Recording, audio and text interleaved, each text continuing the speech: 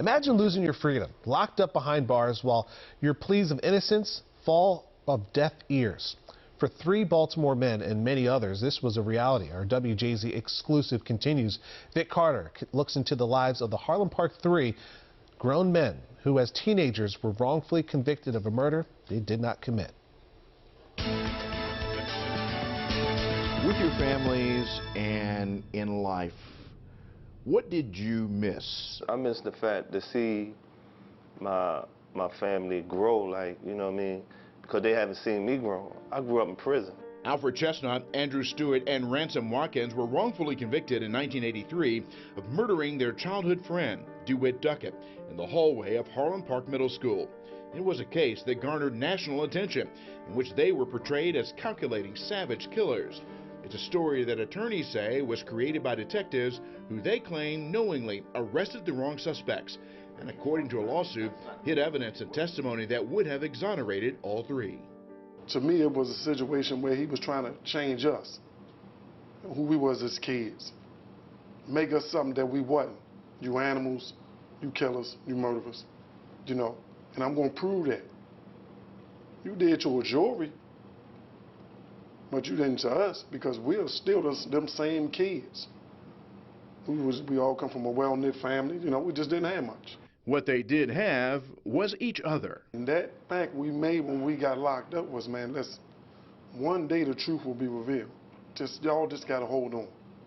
You got to have your faith. You got to have your faith, and you can never let that go.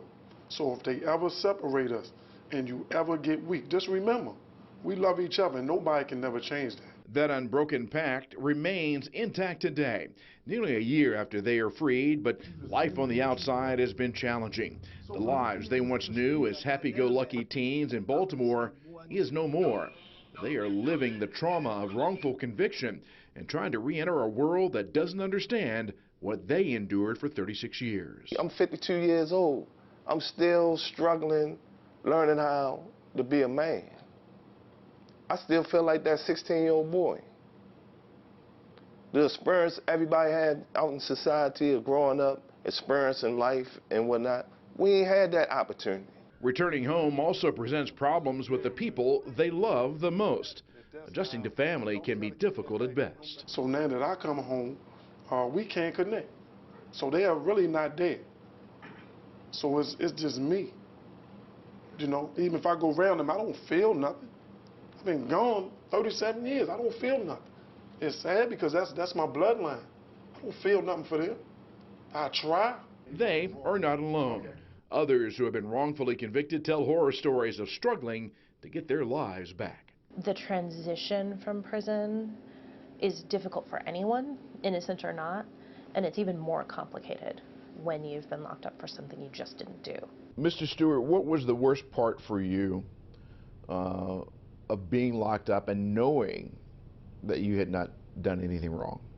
But I think the worst part for me was trying to convince my family, watching my mother try to put on this facade that she was strong and everything was all right, but she was going through hell because of what they said that I done. When you're alone at night, what goes through your mind? Man, I'm tortured. I'm thinking about all the things I lost. They're not here no more. You think the state care? They don't care. It's them who I had. WJZ reached out to Baltimore police, who say they don't comment on pending litigation, and we have no response from the attorneys representing the officers named in the suit. All 3 of the exonerated men confess they need help, and they're getting it. But even professionals admit they may never have a full sense of normalcy. What they do know is that they want to help others while they help themselves. We continue the conversation and look at what the Harlem Park 3 have in common with the millions of people who are taking to the streets in the Black Lives Matter movement and the call for police reform.